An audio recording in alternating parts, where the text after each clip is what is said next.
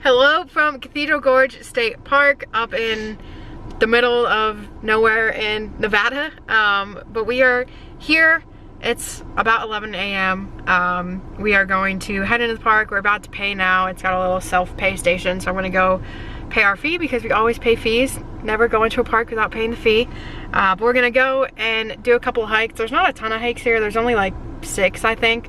We might try and knock out like four of them. One of them's a little long, so we might not do that today. But yeah, let's go. So I made a quick pit stop, like 4 feet into the park, and had some food. It's all gone now, but we had some sandwiches because we haven't eaten anything today, and you don't want to start a hike on an empty stomach. But we are now at the Moon Caves, which is like the first thing that you see when you get into the park, and somehow we've seen pictures of like people inside of it, so somehow you can definitely get, I don't know if it's like around the corner, like over here or something, but we're gonna switch our shoes and go check it out.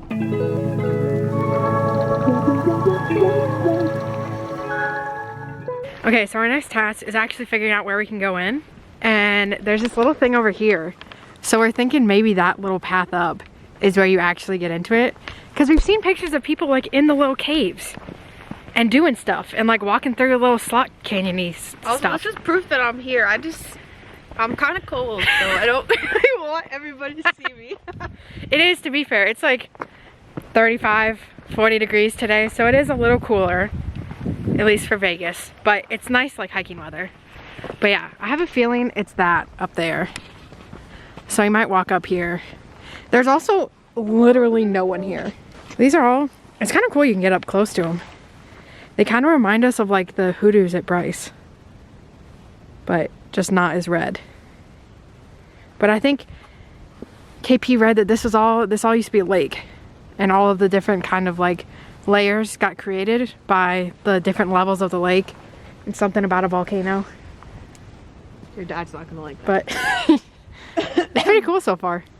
I don't know if the camera actually shows it, but it's got the like different colors. It almost reminds us of the paint mines in Colorado, where it has like the different layers and colors, and I guess Bryce and Zion have that too. But we're gonna walk up here and see if this is actually it. Okay, so I think this is it. So it's this little tiny like almost slot canyon-y type thing. Then it comes here and it just kind of dead ends right here. But it's cool that you can get like this close up to the rocks. They all look really cool. So I'm gonna try and walk back down without falling on all the loose rocks and everything, and then we'll head to the next hike.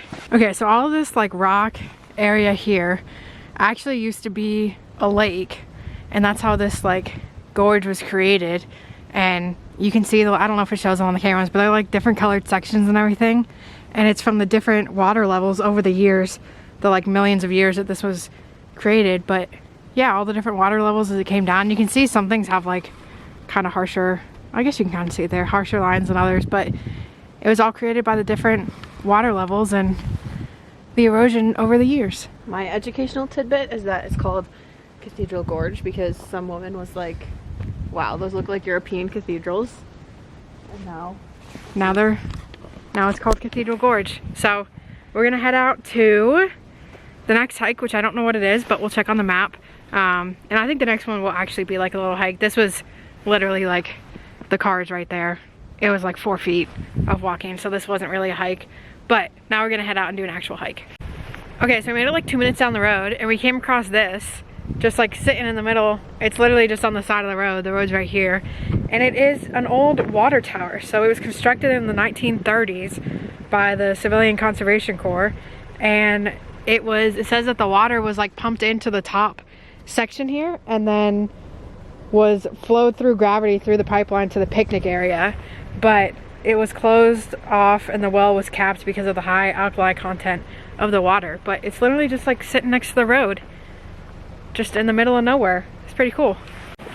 So we made it to the end of the road. It ended way sooner than we thought it did, but we're gonna start here and do Miller Point Trail, and then maybe one other. I think there's like there's three trails that start here, I think.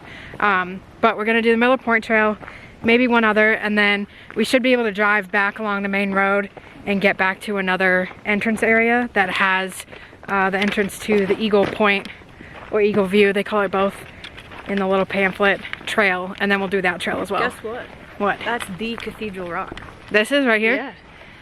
There it is. The Cathedral Rock. I'm kidding, that doesn't exist. Oh, well what? That would make sense though, huh? I'd be a good tour guide. You'd be a terrible tour guide. Believe me. There is a little picnic area right here. And they got little barbecues. There's another area back over by that rock over there. So it is a nice Slots. little area. Here it is. We're not gonna do the full, I don't think we're gonna do the full 4 mile loop, but Miller Point is like 1.5 miles from here, I think. So we're gonna walk along this trail. Well, I think we're at this picnic area right here, probably. Here we go. Born Trail Run. I wonder if this, I feel like this might be the other part of the water thing that it got pumped to, because we're at the picnic area now. You know, we've done a lot of trails, and I haven't seen one that's marked off by like rocks like this. And it's kind of cool, but I feel like it could also get washed away really easily if there's like a heavy rain. But this is a cool way of marking it. I think one of the biggest changes getting used to like hiking out here versus Colorado is what you actually hike on, because a ton of the hikes here are all just like sand and dirt, which makes sense because you're in the desert. But like Colorado is a lot of mountainy stuff, and I much prefer that. I'd rather trip over a like tree branch than have to walk through sand, because sand isn't fun. These rocks are cool. You get my joke? This rocks? Yeah. It is also like very nice because there's no one here today. We've seen 2 other groups of people and that's it. So I'd say if you want to go to Bryce Canyon, but you can't make it to Bryce Canyon. Yeah. This reminds me of like if you were to be doing a like project in school and needed to make like a small scale diorama of Bryce Canyon. This kind of feels like that. But you can get way closer to the rocks than you can in Bryce. Bryce, you kind of have to stay pretty far away, which is good because people obviously do a lot of stuff they're not supposed to the rocks. But you can get really close here, and it has kind of the same vibe. So it's a nice place to be so far. But yeah, if you want it totally to yourself, we're here the day after Christmas, and it's great weather, and we've seen 2 other people. So really good time to come. So that lookout is where we're going. So we have to climb up all of those stairs. I think they start like over here. And we have to climb the stairs all the way up there. Why is that zoomed in? The one other thing I've noticed about all of these kind of desert hikes is it is way easier to get lost.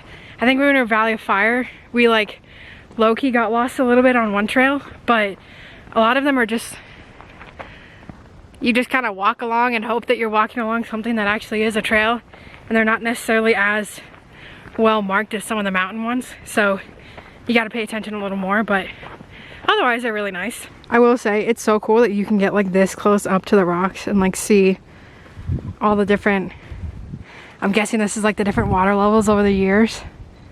This is crazy. I don't think we've been to a park where you can get like this close to stuff like this before.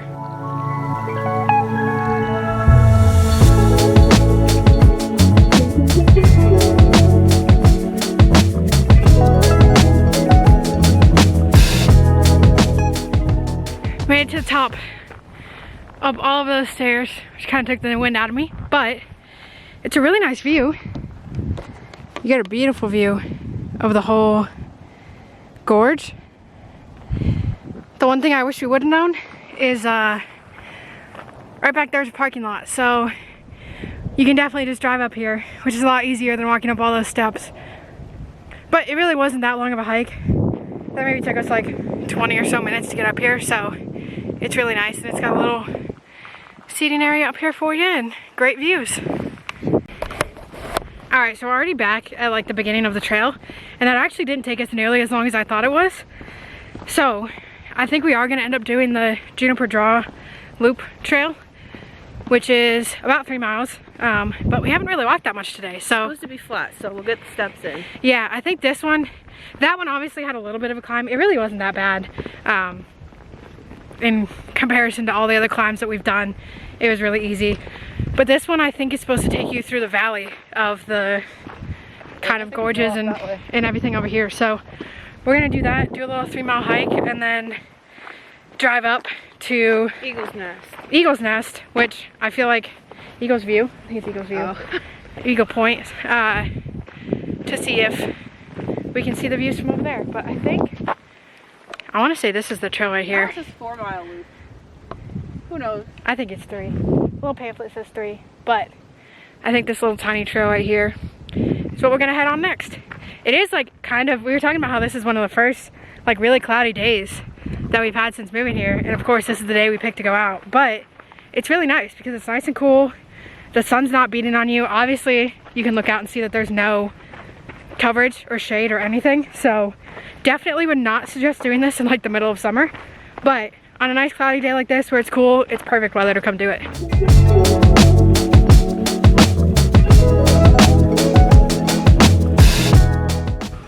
Let me know why there's this random bench just sitting right next to this.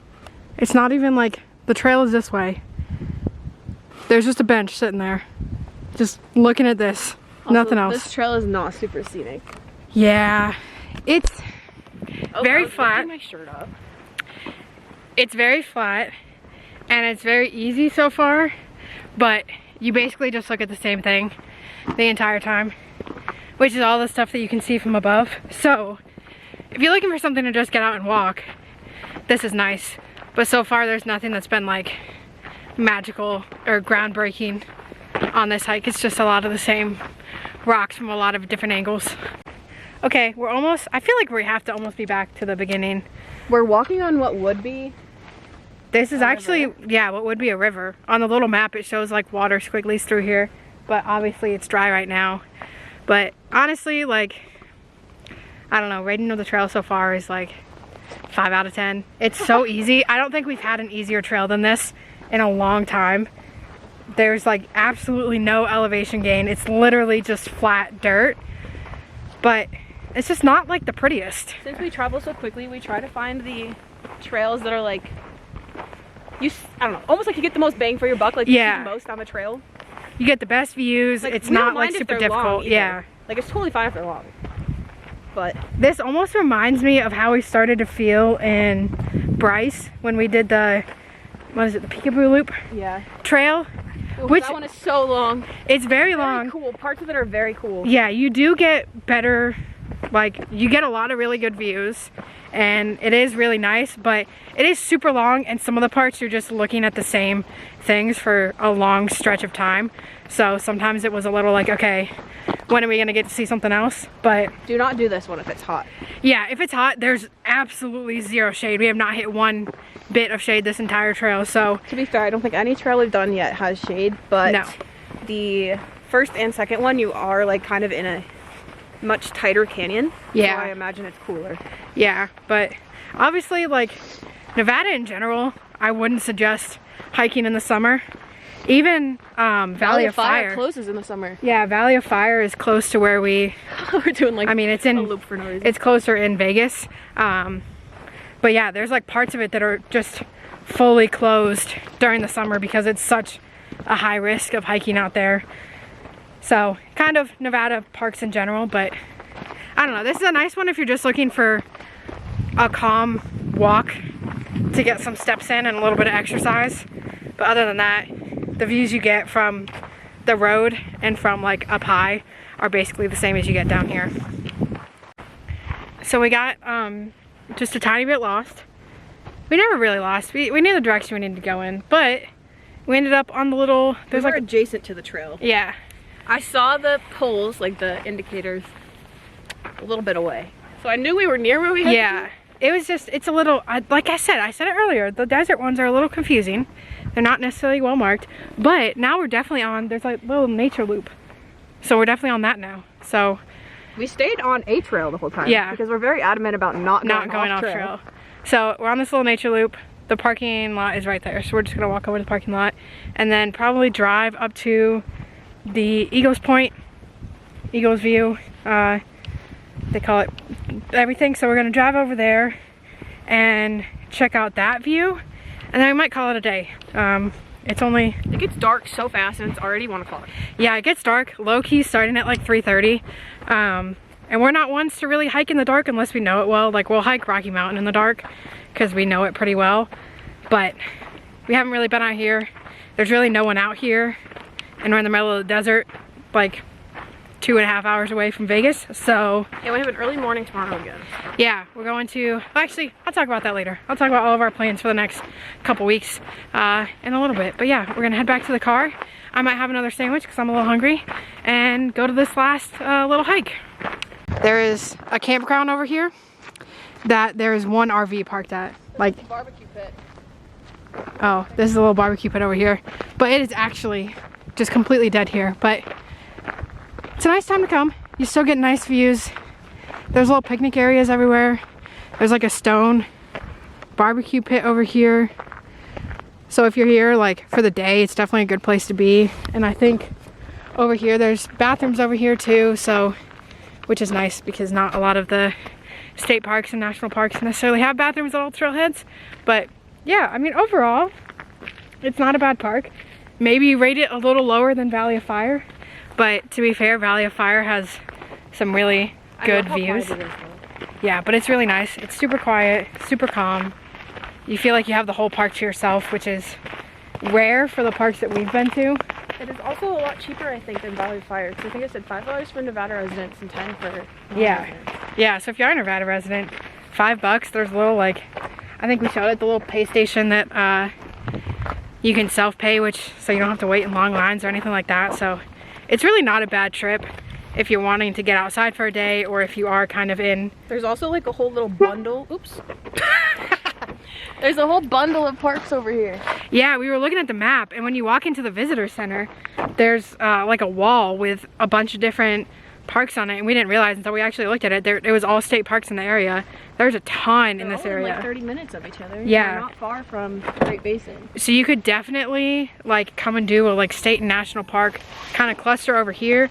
And then there was another really big cluster over by Lake Tahoe, which we want to make it out to. I don't know if we will. We better. We definitely need to plan a trip out there before we move, but there's like a whole other cluster over there, and then there's like 2 by Vegas, and Valley of Fire is one of them. So definitely a little less over there, but yeah, we're going to drive over to the last one and then head back to Vegas.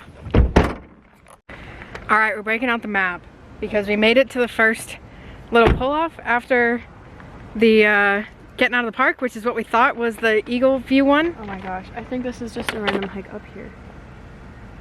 Oh my gosh. But I feel like the view's not going to be any different than this. Yeah, I feel like it's not. So right now we're at the Miller Point parking lot that I showed when we walked up it. So KP's going to look at the view because she didn't hike up. It was a little bit too steep. When there's rocks involved and some steep edges, I'm good. KP's I'm a mountain person. She's not the biggest fan of heights. So I came up here and did the little video.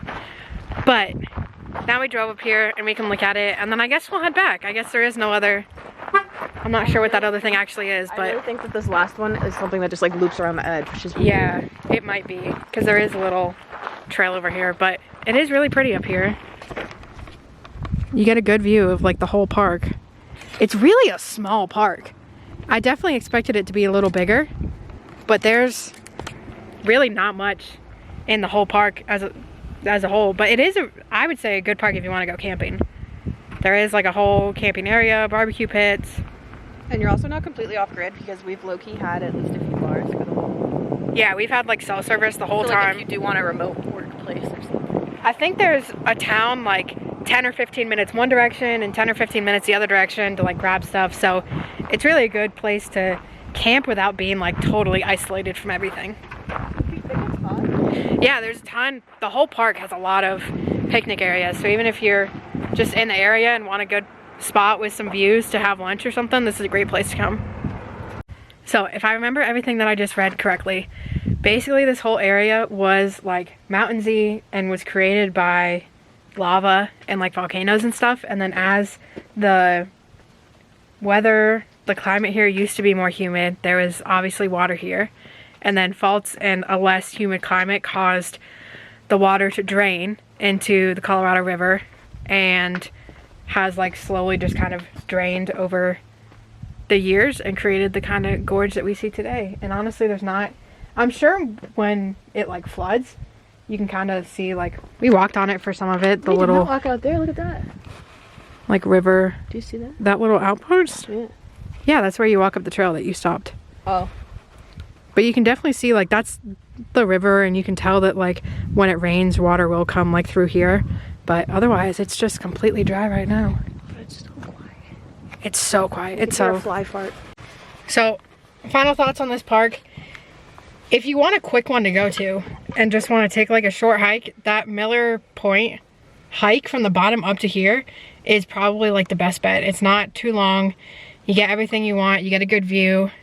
You walk a couple stairs so you get a little bit of a workout, and you kind of like see the whole park in one go. So I feel like that would definitely be my recommendation for it.